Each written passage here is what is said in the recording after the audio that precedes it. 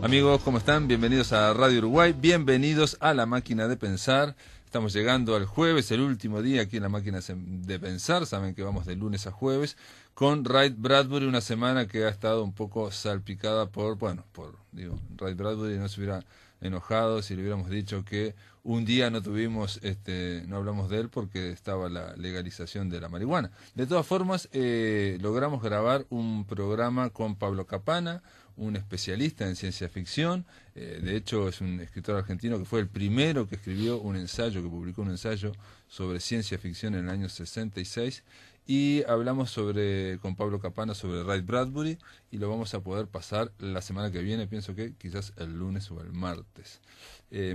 Estamos aquí con Jorge Pozzi en controles de emisión, lo tenemos al flaco Germán. Pozzi se está preparando para el fin de semana. No, ya no tenemos nada que hacer los de Peñarol, salvo mirar a ver qué pasa con River y Nacional. Y aquí enfrente tengo a el amigo, al crítico, crítico, siempre decimos lo mismo, periodista cultural, poeta, escritor, ¿cómo le va? Juan de Marsilio, y profesor. Sí, y soy uno de los que no va a mirar este fin de semana. No. Al contrario, tenemos grandes expectativas. Ajá. Y no precisamente a favor de mis muchos amigos de River Plate. Bueno. Está muy bien. No te entendí, pero es un cuadro que existe también. Muy sutil. Uno es hincha del verdadero decano. Muy bien. Juan. Y no de ese otro. Hay un barrio, Kurk, que se llama como el cuadro. El Albion, me dice el flaco Germán, el Albion. Lo peor que te da razón. Juan de Marsilio lo llamamos para hablar de dos cosas hoy, de dos temas. Uno, de la obra de Bradbury, porque yo sé que me habías comentado que sos o fuiste lector de ciencia ficción, te gusta mucho, sí. Me acuerdo, Ballard, me dijiste en su momento, Bradbury también. Y después vamos a hablar en el segundo y tercer bloque con Tomás de Matos, y vamos a hablar sobre la obra de Tomás de Matos, El Encuentro, el segundo tomo de la vida de José Pedro Varela, ¿no? De la vida novelada. Sí. Pero bueno, arranquemos con Ray Bradbury. Bien, en el caso de uno hay un doble acercamiento con Bradbury. Por un lado, el de haber sido muchacho en dictadura.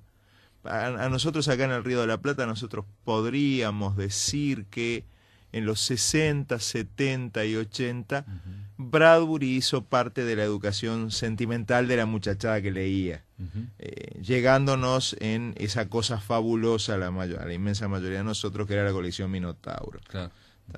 Increíblemente, perdóname, porque ayer, porque estás hablando de la educación sentimental y ese concepto. Ayer cuando hablé con Ramiro Sanchís, él me dijo que durante 4 años, cuando era adolescente, tenía como un rito cada comienzo de las vacaciones leer El vino del estío, ¿no?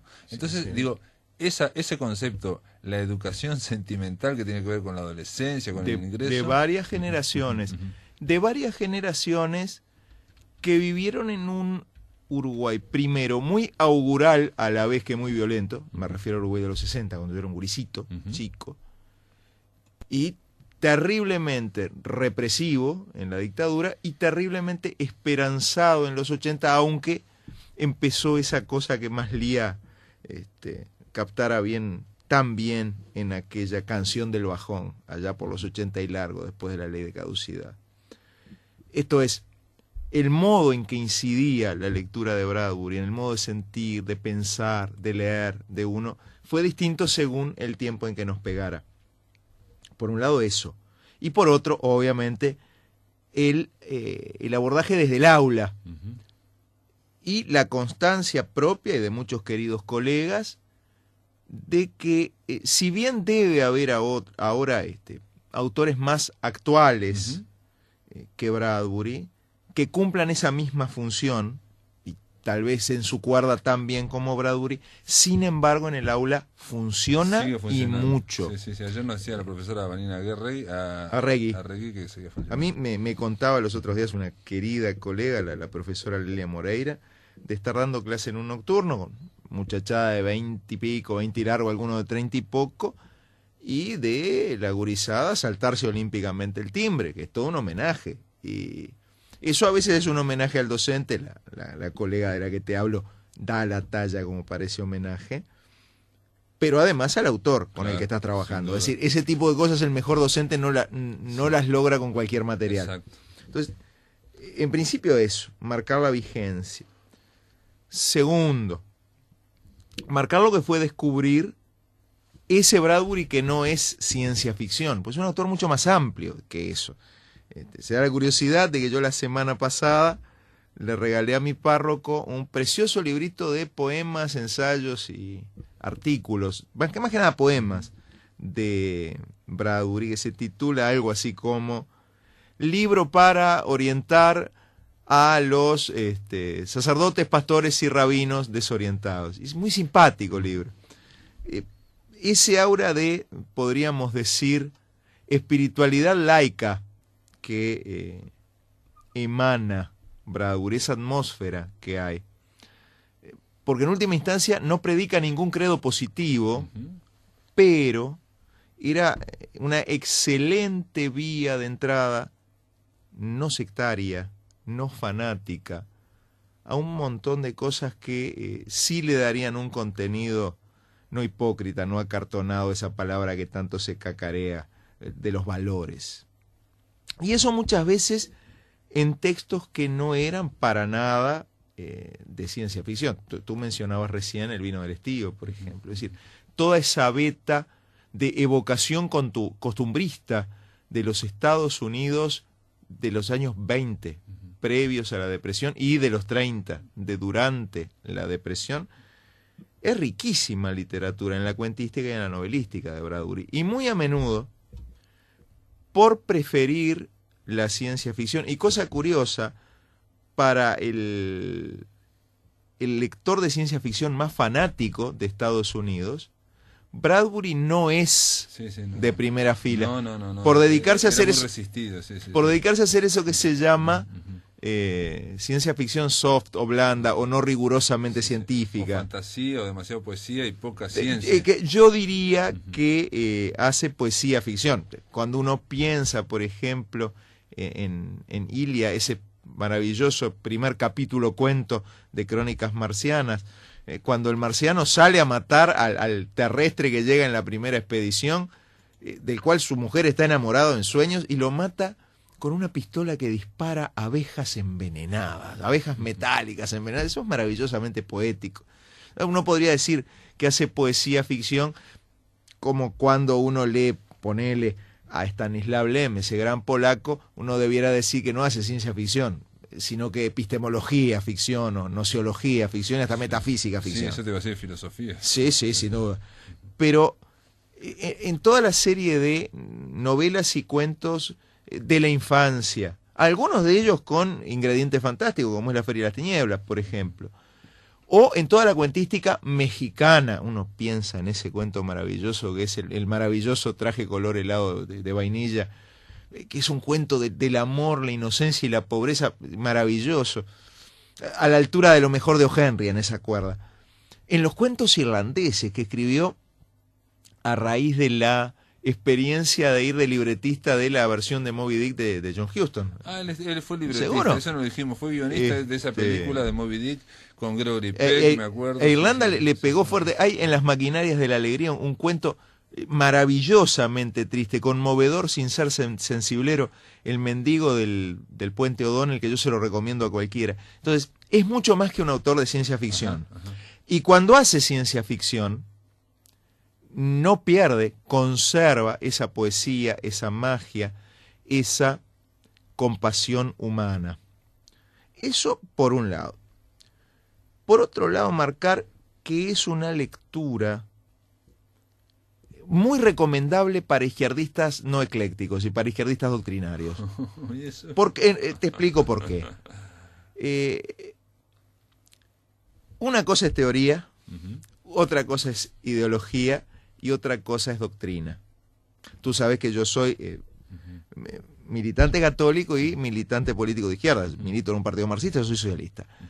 Pero muy a menudo, quien cree tener teoría tiene ideología, y quien cree estar ideologizado en el sentido segundo que Marx le da la palabra, no en el primero de deformación de la realidad, sino tener un cuerpo de ideas más o menos sólido. En realidad lo que tiene es doctrina. Y entonces, claro... ¿La doctrina qué sería? Sería una cuestión casi doctrina es, por ejemplo... Artículo de fe, digamos. Artículo de fe no muy revisada, no muy teológica. artículo de fe en el sentido más medieval Sí, del aparte término. sin saber que es un artículo de fe. Sin saber que es un artículo de fe, brillante, es una buena definición. Además no pasa solo en los partidos marxistas, pasa en la Iglesia Católica, pasa en los clubes de bocha donde me apure. Ahora, dice el izquierdista doctrinario como el doctrinero de cualquier cosa, dice barbaridades muy grandes sin revisión. Entonces, conservador caca. Y a mí que me perdonen, Bradbury es un autor maravillosamente conservador de lo que hay que conservar.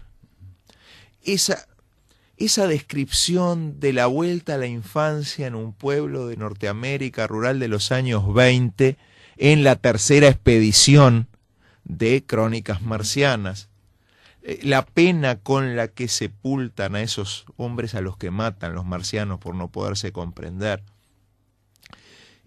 la atmósfera pueblerina insuperablemente pintada cada 2 por 3, muestra que hay algunas cosas que vale la pena conservar nomás.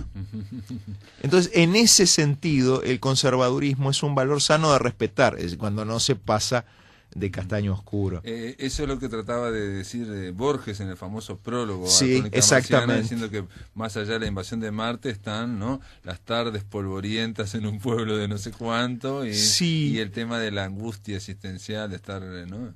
Y además, yo qué sé, yo me acordaba con todo todo esto del correcto, más correcto es una palabra muy jodida, correcto, del sentido, yo lloré.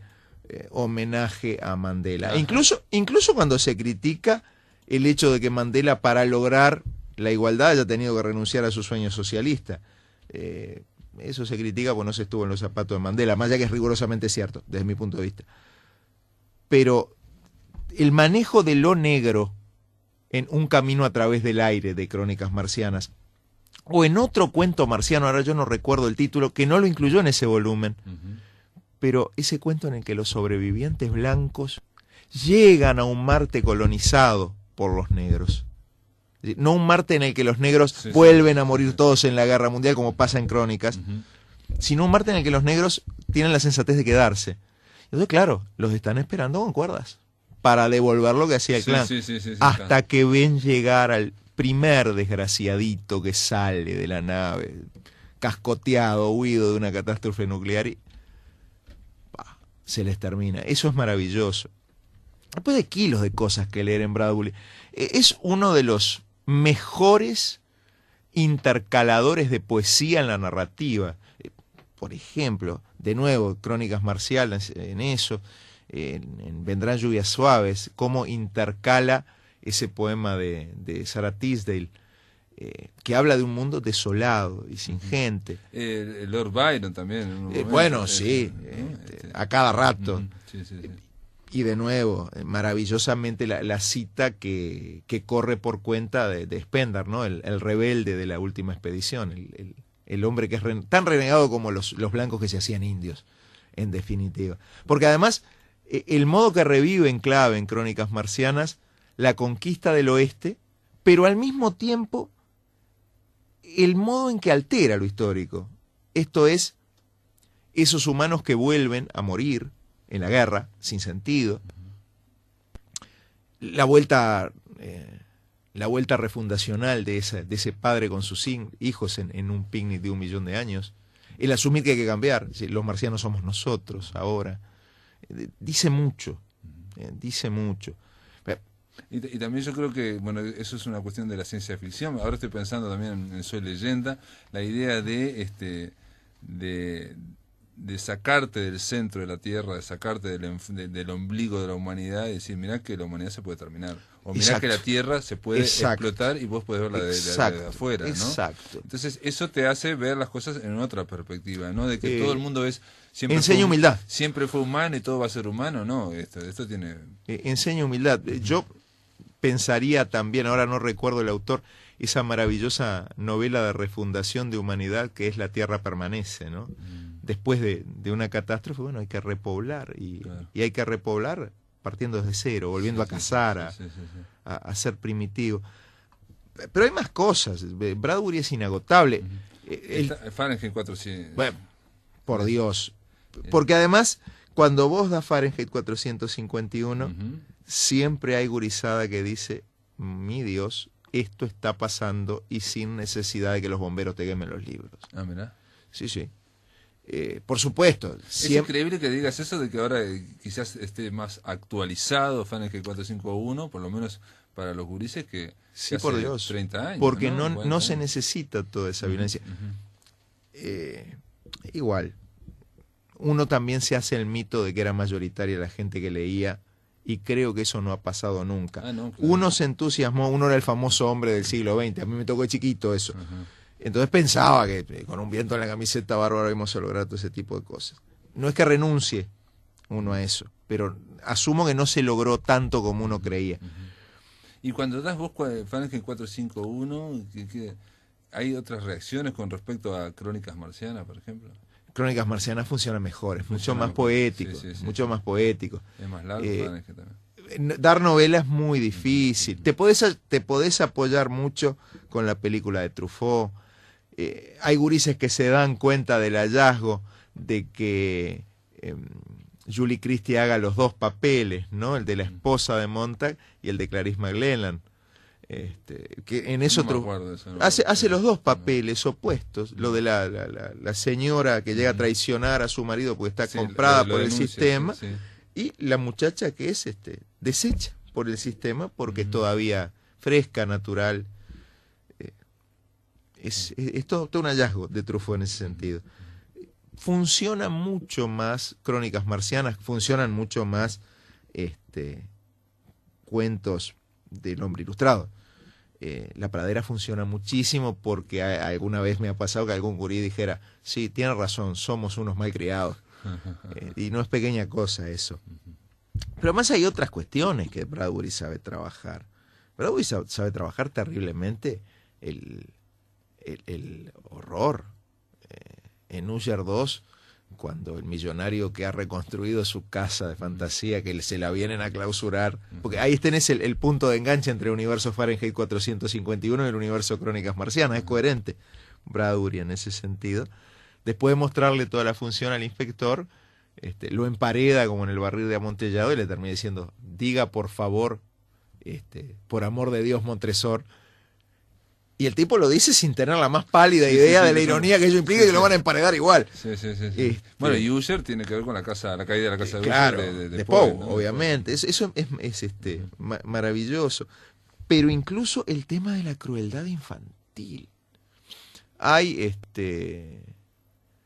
Hay algunos cuentos policiales de Bradbury. La muerte es un asunto peligroso, por ejemplo, en los cuales llega a plantear el tema de la maldad, de la crueldad y la criminalidad infantil. Esa cosa atávica, inexplicable, de la que tenemos intuición y que muchas veces ante ella saca el horror y en respuesta el pequeño fascista que tenemos dentro. Es muy valiente en ese tratamiento.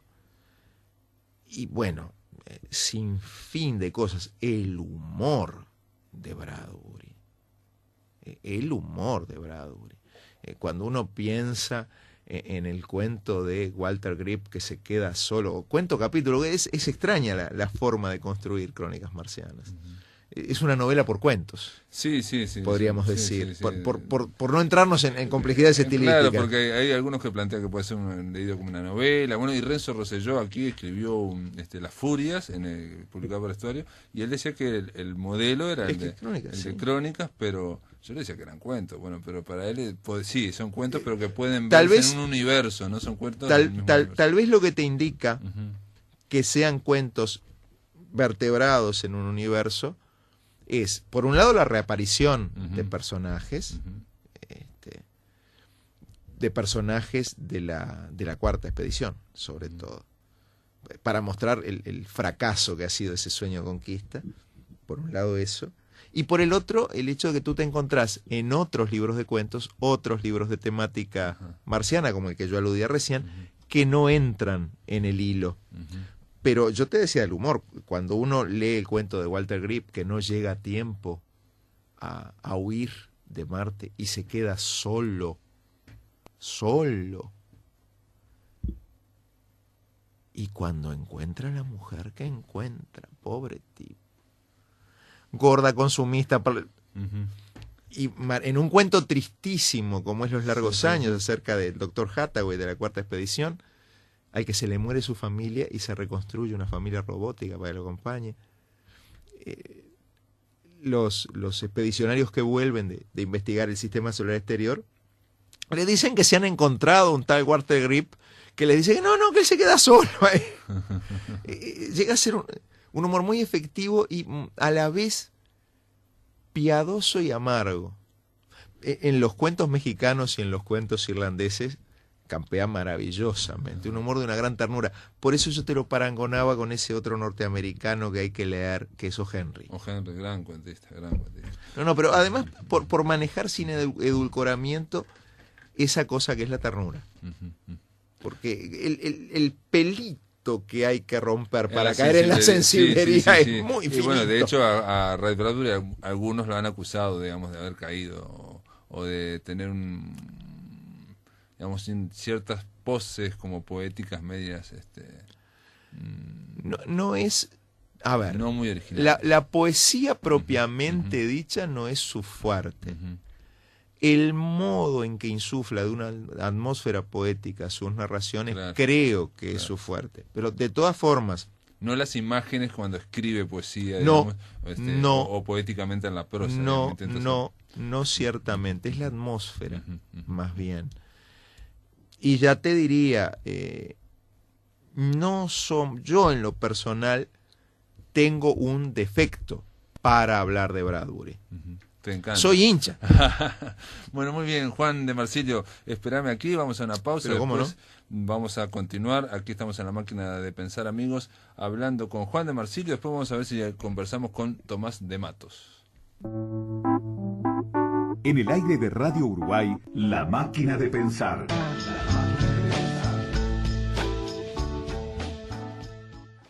Estamos aquí, amigos, con Juan de Marsilio, bueno, escritor, poeta, reseñista, periodista cultural, profesor de literatura, para hablar también, además de Ray Bradbury que hablamos, para hablar del segundo tomo, El Encuentro, de El Hombre de Marzo, ¿no? La vida y obra de José Pedro Varela, esa extensísima novela, una muy ambiciosa novela, editada en 2 tomos. Salió el año pasado el primero, que había ganado el Bartolomé Hidalgo, y este año salió el segundo. El primero salió en 2010, si no me falla la memoria. Si no me falla la memoria. Y entonces ganó en el 2011, ¿verdad? Claro, porque es ejercicio vencido, digamos. Y salió en 2013. Y estamos hablando, decías, de una novela que juntas son como 1300 y pico de páginas. Pero páginas grandes, ¿no? Sí. No como aquella de, digamos, La Puerta de la Misericordia, que eran 700, 800 páginas, pero no, eran más. De todas formas, chicas. Una de las cosas de la que el lector se tuvo que dar cuenta, no diré que por de Matos, inciden mucho la llegada, para bien y para mal, de los sellos transnacionales, de los sellos editores transnacionales. Se terminó la época en que era fácil dar por novela un libro de 100 y pocas páginas en Uruguay. Claro. Entendamos, fue meritorio el tiempo en que primero Alfa, después Arca, después Banda, etcétera, etcétera, publicaban eso porque era lo que podían.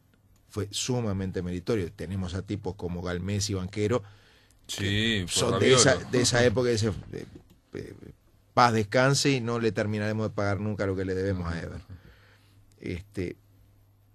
Pero, yendo estrictamente a De Matos, yo creo que desde La Fragata de las Máscaras para acá, el lector uruguayo se tuvo que haber dado cuenta de que estaba ante alguien que tiene cierta vocación de grandeza en el mejor sentido de la palabra. Es decir, de emprender tareas titánicas, difíciles, no solo por la investigación que requieren, porque eso uno ya lo podía ver en Bernabé. En algún aspecto lo podías ver de La Gran Sequía. O sea, el tipo que escribe eso sabía de Biblia, sabe de Biblia, mucho. En Bernabé, ni que tal vez.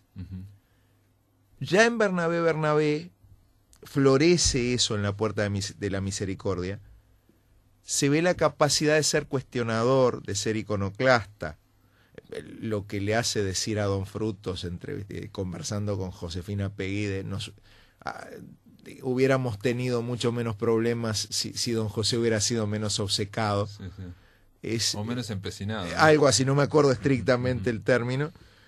Es toda una guía de reflexión sobre la historia patria y sus comienzos, y no es Vázquez Franco el que lo dice en un ensayo histórico, es un novelista que lo hace decir al pasar por un personaje, que es como se debe hacer.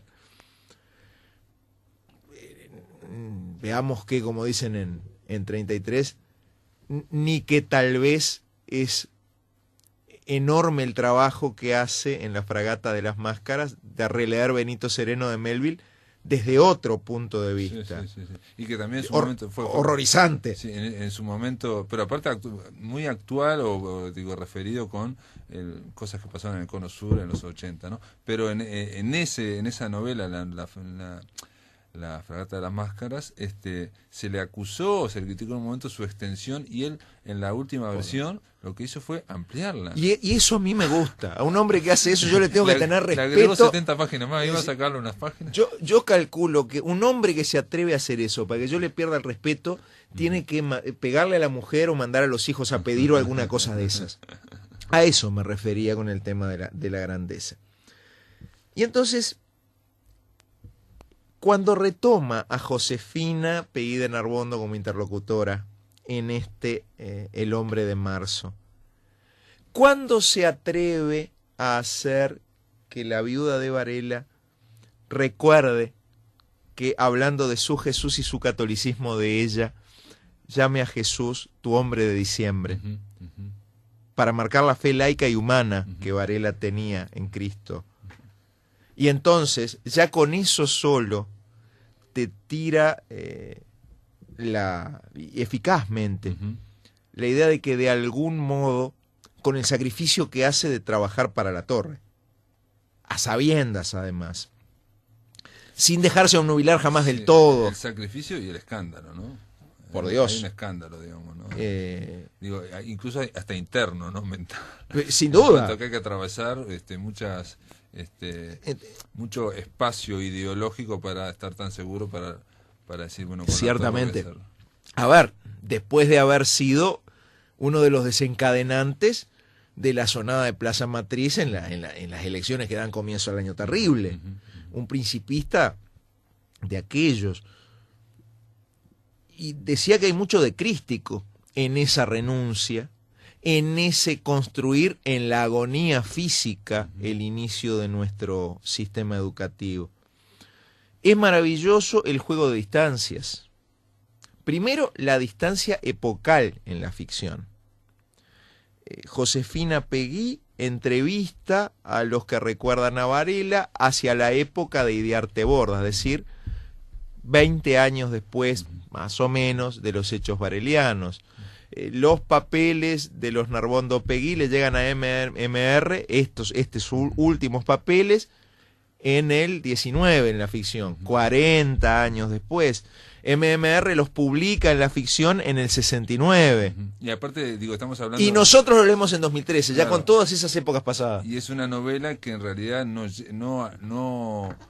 alcanza a ser una novela, es una novela en construcción. Era algo, iban a ser los basamentos, los cimientos. Las bases de una novela nunca construida. Lo que estamos viendo son las bases de una novela. Los juegos de ocultamiento, el decir, los personajes discutían entre sí con subrayados, respuestas marginales, que luego el volumen no te da. Claro. Y entonces las tenés que hacer tú como lector. Te está induciendo, te está diciendo con sutileza y sin machaconería cómo tenés que leer. Bueno, ahora vamos a preguntarle a Tomás de Matos, ¿cómo hay que leer? ¿Cómo le va a Tomás de Matos? ¿Cómo anda, Pablo? Un gusto de hablar contigo de vuelta, y con Juan, al que tengo que agradecerle una magnífica crítica que me publicó para El hombre de marzo ahí en el País Cultural. No, me pagan por eso y nada que agradecer. Bueno, pero podemos invitar una cerveza acá. Tomás, ¿y cómo hay que leer? Mirá qué pregunta atrevida y tonta te hago. ¿Cómo hay que leer El hombre de marzo? Mirá, yo lo que traté de hacer, que lo he hecho siempre en la novela histórica, en Bernabé es una carta de Josefina a Federico Silva, a un periodista. En definitiva es la idea que el lector entre ahí como quien escucha una conversación telefónica, donde el lector no es el destinatario. El destinatario es otra persona. En este caso, digo, después también en la Fragata de las Máscaras se da lo mismo. Es una larga carta, loca carta de Josefina Pegui, lectora de Benito Sereno a Herman Melville. El único destinatario que hay para Josefina Pegui es eso, es decir, no hay una tarea de ficción. Y acá tampoco hay una tarea de ficción. Lo que hay es, como ustedes decían, el trabajo preparatorio para una novela, pero que por X razones que no se especifican y que el lector también tendrá que determinar, nunca se escribió. Pero es una versión taquigráfica de las declaraciones que toma Josefina de los distintos partícipes. Es como si en un documental o en una película viéramos solo el backstage, la parte de atrás, pero no viéramos nunca la película. Hay que imaginarse cómo sería esa novela. Cómo hubiera sido. Cómo hubiera sido, claro. Como hubiera sido. Además el esquema, digo, bien decimonónico, porque yo confieso que lo saqué literalmente de La piedra lunar de Wilkie Collins y de La dama vestida de blanco, también de Wilkie Collins, donde él va alternando, mucho antes que Rashomon, va alternando puntos de vista, es decir, la narración se va construyendo a partir de las versiones de distintos partícipes, que entran, por supuesto, en contradicción o que tienen enfoques diferentes, ¿no? Tomás, Juan, les pido que aguarden un momentito, vamos a una tanda y ahí sí vamos a seguir conversando sobre El hombre de marzo, el encuentro, este segundo tomo de la vida novelada de José Pedro Varela. En el aire de Radio Uruguay, La máquina de pensar.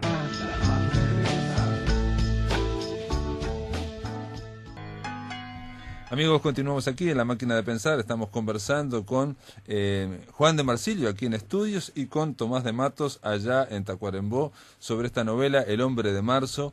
Juan, vos planteabas en el bloque anterior que, bueno, de alguna forma estabas dando el pie de por qué se llama El hombre de marzo estas dos novelas, digo, son dos tomos, pero son, ¿no? Hay una alusión a El hombre de diciembre que José Pedro Varela mencionaba como Cristo. A mí me encantó primero el rescate de la cercanía de Varela con los metodistas en lo educativo y casi en lo religioso, porque es rigurosa, ¿verdad? Capta bien el periodo, mira de lo novelístico muy bien la presencia muy fuerte y muy positiva de nuestros protestantes. Me gustó mucho la forma en que hace captar a Varela la figura enfrentada de Monseñor Jacinto Vera, a quien combate pero cataloga como un santo. Y a mí me gustaría que de Matos comentara un poco la estrategia de ocultamiento de Josefina Pegui en esta novela, porque para mí es un hallazgo. El modo en que casi que la anula para planificarla. A ver, Tomás. Y bueno, el tema es que tenía que anularse un narrador central, que era justo Josefina Pegui. Tenían que quedar los personajes, los aportes. Como ustedes mismos decían, queda en incógnita la novela que hubiera sido. Yo tenía que anularla porque además Josefina investiga, pero no es una autoridad en la materia de José Pedro Varela, no es una colaboradora cercana a José Pedro Varela, es sí una persona que está vinculada a él, vinculada fundamentalmente a la esposa, a Adela, pero no es una experta en el tema ni de la reforma educativa, ni en definitiva el tema, uno de los temas centrales, que es precisamente la colaboración de Varela con la dictadura, ¿no? Que es un tema que a mí me escandalizó siempre, pero a medida que fui hurgando en el personaje vi que había muchas razones para hacerlo, ¿no? Es decir, yo creo que José Pedro Varela, estoy hablando del personaje real, no de la novela, el personaje real sacrificó su presente en aras del futuro del país. Es como el caso de la avispa que pone sus huevos en el vientre de una araña, y de alguna manera eso fue lo que hizo, porque en definitiva su contacto con los españoles, que es otro de los aspectos que también hay que destacar, primero la vinculación de José Pedro Varela con varios de los emigrados españoles que venían de la derrota de la Primera República o que incluso estaban gestándola desde antes, conspirando desde acá. El caso de Force, el amigo íntimo de Goyac, como conspirador, y el caso del Vasco de San José, de Cerro Bengoa. De Cerro de Bengoa, que en definitiva se vino acá porque la familia pensaba que no sobreviviría a la derrota de la Primera República y corría riesgos. Y entonces creo que en Varela estaba la convicción, que lo destaca además Carlos María Ramírez, su íntimo amigo y antagonista no solo en la polémica, sino antagonista también en el hecho de que fue el único del círculo estrecho de José Pedro Varela que no aceptó colaborar explícitamente en la reforma, no integró ninguna comisión. Y el tema ahí me parece que es, en definitiva, el de crear un faro en la época de la tempestad.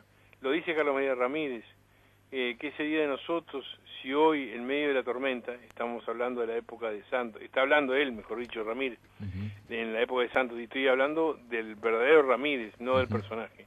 Ramírez verdadero escribe esto: ¿qué sería de nosotros si en esta tempestad no contáramos con el faro de la escuela valeriana? Es decir, hay una apuesta al futuro con enorme sacrificio y con enorme conciencia, que viene además de una concepción que es muy atractiva, porque en definitiva es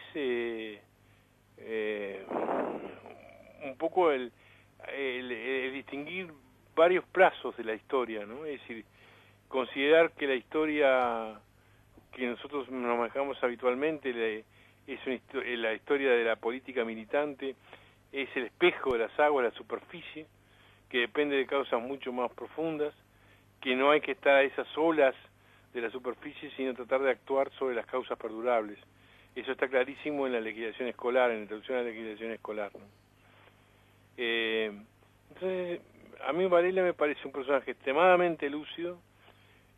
Comparto plenamente lo que se ha señalado por varios historiadores de que era la mente más revolucionaria del periodo, con una gran capacidad de interpretación de la realidad, y que se sacrifica, es decir, no da solo su vida, da también su honor, porque en definitiva él sacrifica su prestigio en ese escándalo que ustedes hablaban también al comienzo, que en aras precisamente de lograr una república con fundamento, con ciudadanos capaces. Es interesante el modo en que usted en la novela marca con claridad y con gran sutileza palabras como impunidad, desaparecer, el hecho de que cualquiera que hubiera visto a Latorre desde un prisma democrático hubiera estado convencido, y lúcido como Varela lo estaba, de que era un dictador, y punto. No se lo edulcora, el sacrificio es enorme. Sí, incluso se me reprocha que es muy larga la novela, pero en esa parte precisamente de la dictadura de Latorre y la relación Varela-Latorre sacrifiqué, y no por beneficiar a Latorre, sino por el hecho de que no podía desviarme en un personaje que después de todo es secundario, que no es Varela. Hay escenas que también recuerdan a los coreanos que aparecían en nuestras playas. Exacto. Y bueno, tuve que cortar todas esas escenas que ya estaban escritas, en aras precisamente de lograr una mayor brevedad, un mayor equilibrio. Es una novela que me costó mucho mantener el equilibrio, ¿no? Digo, la propia escritura de la novela, digamos, estamos hablando de una novela muy larga, muy larga, no, extensa, muy ambiciosa, porque me parece que no, yo lo decía acá con Juan, lo comentábamos, que no solamente querías plantear la vida de Varela o lo que hizo, sino que como que querés retratar, hacer un friso de la época, ¿no? Y de la época y de los dilemas que aún hoy mantenemos, ¿no? Exacto.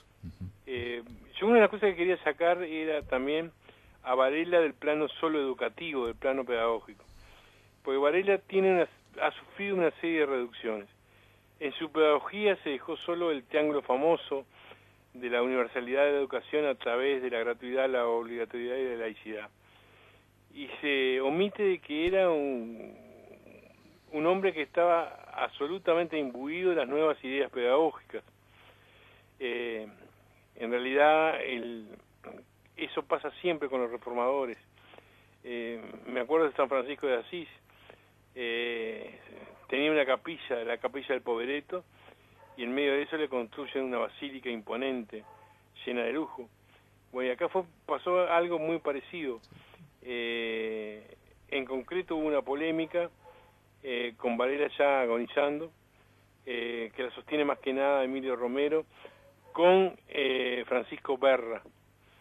Y en realidad la pierden, tanto Romero como Varela, y en definitiva se impone una concepción de una pedagogía cristalizada, llena de deducciones y no de inducciones, y con la idea de que estabas construyendo un conocimiento definitivo y por lo tanto no tenías que estar atendiendo a lo que fuera pasando en el mundo, a las experiencias que estaban ocurriendo en el mundo, cuando en realidad pedagogía, psicología del adolescente, psicología del niño, todo eso en realidad se estaba construyendo, se estaba en cierto sentido improvisando, se estaba buscando ensayo y error, por supuesto tratando de darle una fundamentación teórica, pero en definitiva era todavía un bullicio enorme en la pedagogía.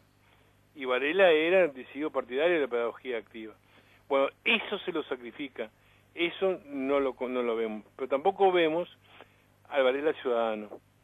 Y a mí me parece que por una serie de rasgos, ahora que estamos hablando tanto de otra forma de hacer política, Varela hizo otra forma de hacer política en el siglo XIX. Y es una forma también de dialogar en el siglo XX con eso, ¿no? Es decir, la colaboración estrecha de gobierno y gobernados, de sociedad civil y gobierno. No se puede gobernar sin el apoyo de la sociedad civil y sin la actividad de la sociedad civil. Ese era un concepto básico en él, desde que fundó la Sociedad de Amigos para la Educación Popular, y cuando hizo su proyecto hablaba de distritos escolares donde había una estrecha relación de los padres y los habitantes de las regiones con las escuelas. La idea también de tratar de hacer todo lo posible, una frase que para mí siempre me quedó como maravillosa: no porque no podamos hacer todo estamos autorizados a no hacer nada, por el contrario debemos hacer todo lo posible. Eso es Varela estricto. Varela escribió esa frase en el capítulo 36 de la educación del pueblo, cuando habla de las bibliotecas populares. La propia concepción de las bibliotecas, digo, cuando era director de la Biblioteca Nacional, traté de seguir la línea de Varela.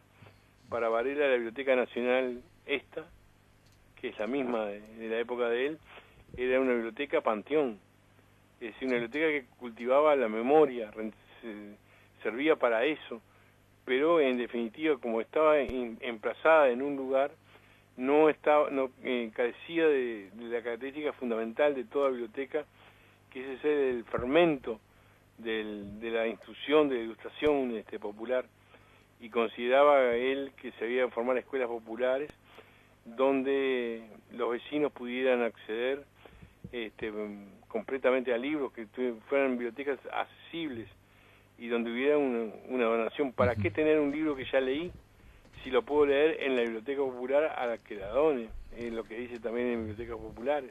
Tomás, se nos está terminando el tiempo, digo, quedan 3 minutos, pero te entendemos todo lo que estás hablando de Tomás de José Pedro Varela, pero la novela en sí es un gran esfuerzo, fueron 2 tomos, hoy estábamos hablando fuera de micrófono que no... Es una novela que logra ser amena teniendo densidad ensayística. Claro.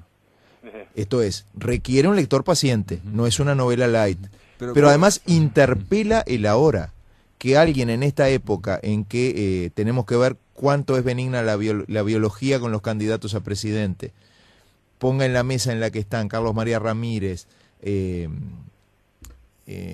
mi Dios, Elvio Fernández y Elvio Varela, Fernández, fundando... otro personaje que también tenemos olvidado. Fundando la asociación de Amigos de la Educación Popular, y entre los tres sumen 69 años, es toda una interpelación a nuestra época. Eso. Sí, promedio 69 años, colectivo. Digo, Entre los tres, sí, entre pero los tres. promedio 23 años. Sí, cada uno tenía 20, 30. 23 y 26. El más viejo era Fernández. Por eso digo, promedio 23. Sí. Sí. Hoy no pasa eso. No puede pasar. Digo, te decía del esfuerzo de la novela y quedaste contento porque fue una cosa muy, yo me imagino, un gran esfuerzo, es haber vivido durante muchos años, y uno lanza esa novela. Digo, el primer tomo tuvo un éxito, tuvo gran éxito, sacó el Hidalgo, el Bartolomé Hidalgo, y este segundo, hablábamos también fuera de micrófono, no ha tenido muchas reseñas, pero ¿cómo lo ves vos? Y como lo veo, como acabas de decirlo, digo, a mí me llama poderosamente la atención que no hubo atención crítica al volumen que era más importante de los dos, porque la búsqueda, es decir, el primer tomo es un tomo que plantea muchas cosas, plantea por ejemplo ya el tema de la relación de Varela con la dictadura, pero es el periodo que cubre es un periodo de la vida privada, de la vida que en realidad el lado oscuro, el lado que no conocemos de Varela, pero es el lado público. A mí me costó en esta novela, me costó por ejemplo convertir en narrativo, lo que es muy difícil, el pensamiento de Varela. Hay un tomo que está dedicado a la educación, un capítulo que está dedicado a la educación del pueblo, y que es cuando se cuenta a través de la lectura del Vasco de San José, de Bengoa, del Cerro de Bengoa.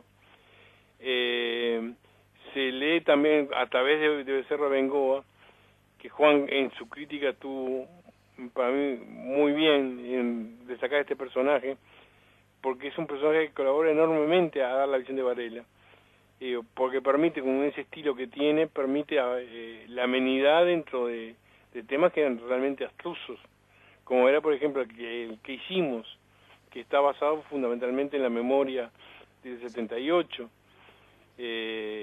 La legislación escolar está contada a través de la polémica, era en realidad relativamente más fácil, pero también fue muy complicado. Y bueno, y todo eso con un silencio absoluto, o con notas iniciales que son chiquititas, por ejemplo de un semanario que lo da como novedad, pero termina diciendo, en fin, una novela para quien le interese el tema y esté dispuesto a leer una novela extensa. Eso me parece que es descalificante para la novela. Que tengamos que tomar alguna decisión sobre educación, ¿no es cierto vos? Hay que leer. No, pero igual yo creo que esto es como una ballena, la Moby Dick, y digamos los impactos no se miden inmediatamente, y estamos hablando de un largo impacto. Te hacía esta pregunta porque un poco haciendo el paralelismo de todo lo que contaste con Varela, digamos, y su trabajo, ¿no? O sea, es como apostar a un impacto posterior. Tomás, se nos terminó el tiempo. Se hizo corta la charla. Gracias por estar acá en La Máquina de Pensar. Gracias Juan de Marsilio también por estar. Yo agradecido. Muchas gracias a ustedes. Dale, amigos, se termina La Máquina de Pensar, se termina la semana. El lunes continuamos a partir de las 20 horas aquí en Radio Uruguay.